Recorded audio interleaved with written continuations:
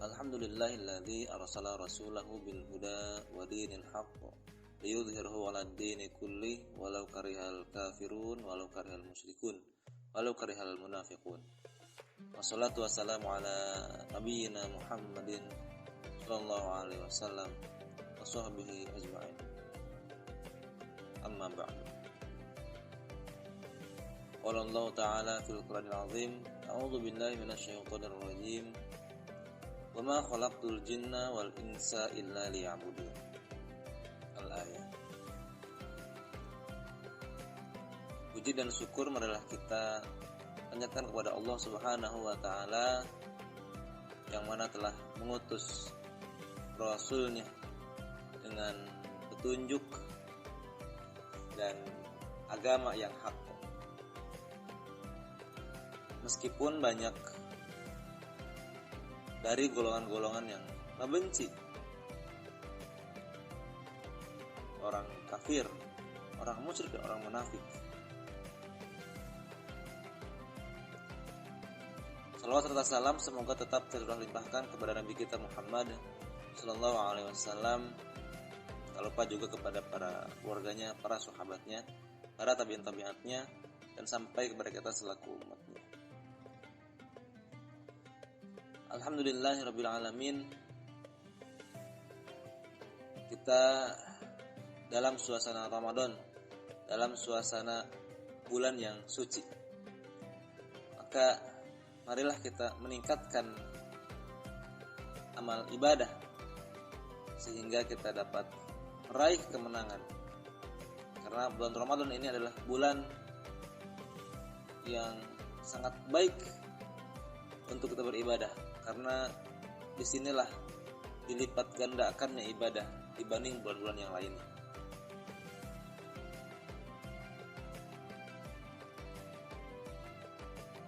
Mengenai ibadah, ada seorang mengatakan tanpa cinta semua ibadah adalah beban.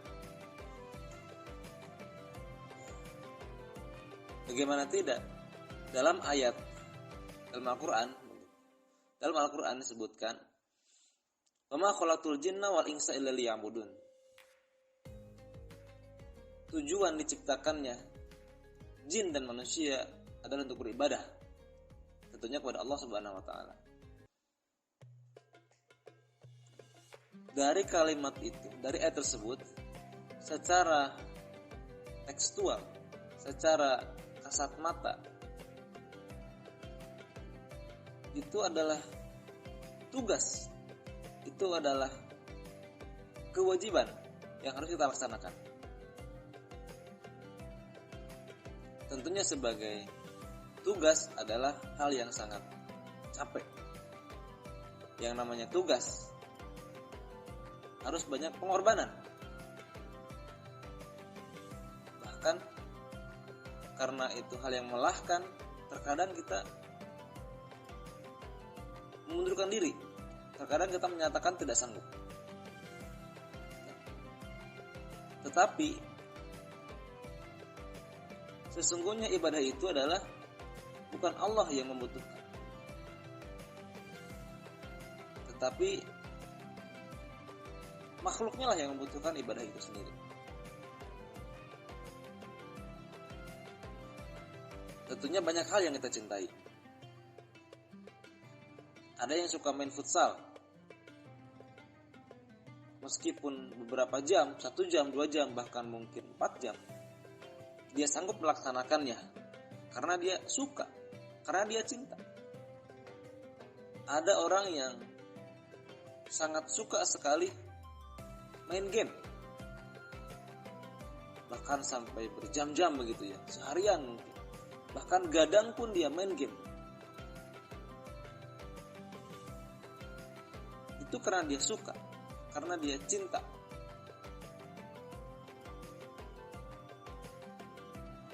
Ada orang yang suka kepada seseorang, siang membayangkannya, sore membayangkannya, sampai malam pun membayangkannya. Bahkan ingin sekali bertemu dengan dia. Itulah cinta. Begitupun ibadah. Kalau dengan tidak cinta, tanpa rasa cinta, maka akan menjadi beban.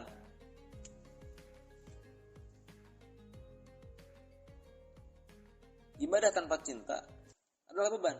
Tetapi kalau ibadah dengan cinta, maka itu akan menjadi habit, akan menjadi kebiasaan, bahkan candu ketika ibadah dengan cinta. Lalu, bagaimana cara mencintai ibadah ini? Yang pertama, tak kenal maka tak sayang. Kenal kepada siapa? Sayang kepada siapa? Tentunya kepada Allah dan Rasul. Bagaimana kita kenal dengan Allah? Bagaimana kita sayang kepada Allah dan Rasulnya? Bagaimana tidak kita tidak sayang kepada Allah? Allah itu adalah Ar-Rahman dan Ar-Rahim. Makna Ar-Rahman Ar-Rahim ini adalah ketika santri ngaji kitab gitu, maka mereka memaknai Ar-Rahman ini adalah nikmat besar. Ar-Rahim adalah nikmat kecil. Apa maksudnya? Ar-Rahman ini adalah nikmat besar yang maksud besar ini adalah nikmat dibagikan kepada banyak orang. Bahkan hewan sekalipun diberikan rahmat ini. Baik hewan muslim, manusia muslim atau kafir, maka Allah memberikan rahmatnya ini. Dan Ar-Rahim adalah mereka memaknainya adalah nikmat kecil. Maksudnya adalah nikmat kecil, nikmat yang hanya diberikan kepada segelintir orang, yaitu kepada orang-orang yang beriman, tentunya di akhirat. Allah ketika tidak disembah tetap memberikan kasih sayangnya kepada makhluknya. Bagaimana tidak kita sebagai makhluknya tidak mencintainya? Dan Rasul yang dalam akhir hayatnya mengucapkan ummati, ummati, ummati, menyayangi umatnya. Meskipun umatnya ada yang berbelot, meskipun umatnya ada yang tidak sempurna ibadahnya, Rasul tetap sayang. Itu tidak hanya di dunia, di akhirat pun Rasul masih menyayangi kita. Yang dinamakan adalah syafaat.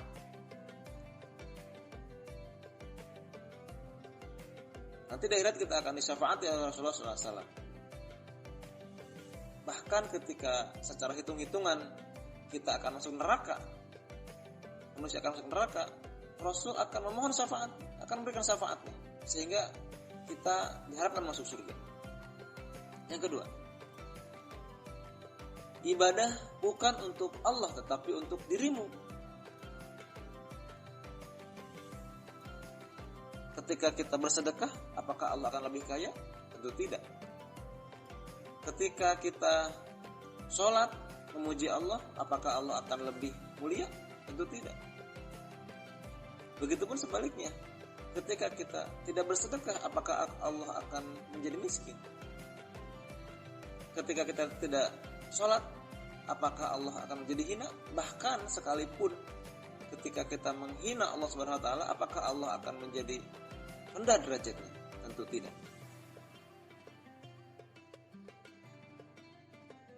Nah, sedekah, sholat, dan berbagai macam ibadah lainnya adalah itu kebutuhan kita. Kebutuhan untuk mendapatkan rahmatnya Allah Subhanahu wa taala. Selanjutnya yang ketiga adalah fahami makna dan maksud ibadah. Ketika kita bekerja, tentu kita akan semangat. Karena dengan bekerja kita akan mendapatkan imbalan. Tentu orang akan belajar, karena dengan belajar mereka akan pintar, akan sukses. Mereka akan berlatih dengan sungguh-sungguh untuk menciptakan, untuk menumbuhkan skill tertentu. Nah, maka kita fahami makna ibadah.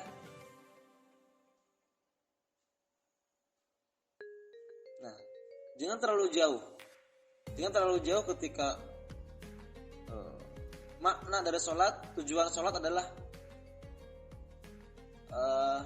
untuk mendapatkan ketenangan, atau bahkan ketika kita mendapat nikmat dalam sholat. Jangan terlalu jauh.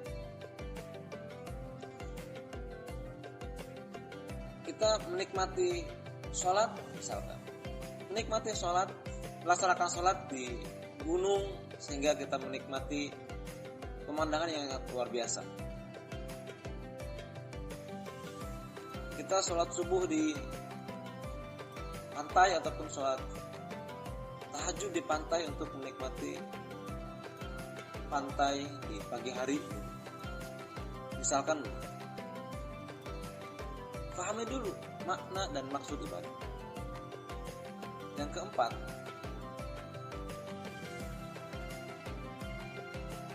jangan putus asa karena mencintai juga butuh proses. Kita sedekah sehari 1000, sedekah seminggu 1000, meskipun berat, meskipun awalnya tidak ikhlas, maka kita jangan putus asa dan terus laksanakan pekerjaan ibadah yang dirasa kita belum ikhlas. Maka lambat laun perbuatan itu, ibadah yang kecil itu akan menjadi kebiasaan. Contoh gini, ketika kita angkat beban yang awalnya 5 kilo itu terasa berat, tapi ketika seminggu, 2 minggu, bahkan sebulan, itu kan terasa biasa. Setelah merasa biasa, maka kita tidak akan ada beban lagi. Bahkan mungkin kita akan menambah kiloannya begitu. Dan itu pun ketika berapa hari berselang, itu akan menjadi kebiasaan. Maka akan menjadi habit, akan menjadi cinta. Begitupun seseorang yang baru kenal begitu, maka tidak akan tumbuh rasa sayang, rasa cinta begitu. Karena belum paham, belum tahu karakter orang ini seperti apa. Lambat laun, karena seringnya bertemu, maka akan tumbuhnya rasa sayang, akan tumbuhnya rasa cinta. Mengenai ibadah ini, kita jangan malas beribadah. Karena banyak orang-orang yang sukses, banyak orang-orang yang derajatnya tinggi, bahkan dijamin masuk surga, itu tetap beribadah. Kurang apa Nabi Yusuf dari ketampanannya, dari posisinya sebagai raja dan sebagai nabi, rajin pula beribadah. Bahkan Rasul kita Nabi Muhammad SAW dijamin masuk surga pun kakinya sampai bengkak saat sholat tahajud. Nah, kembalikan kepada diri kita. Lalu apakah kita ini? Kita secara fisik tidak terlalu ganteng-ganteng amat, tidak cantik-cantik amat, bahkan mungkin sebagian orang menganggap kita itu jelek. Harta pun tak punya, raja pun bukan, bahkan mungkin budak, bahkan mungkin pembantu. Ditambah lagi kita itu malas beribadah.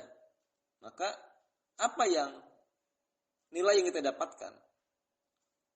Oleh karena itu, maka marilah kita senantiasa beribadah kepada Allah Subhanahu wa taala dan kita yakini itu sebagai kebutuhan kita. Sekian yang dapat saya sampaikan. Assalamualaikum warahmatullahi wabarakatuh.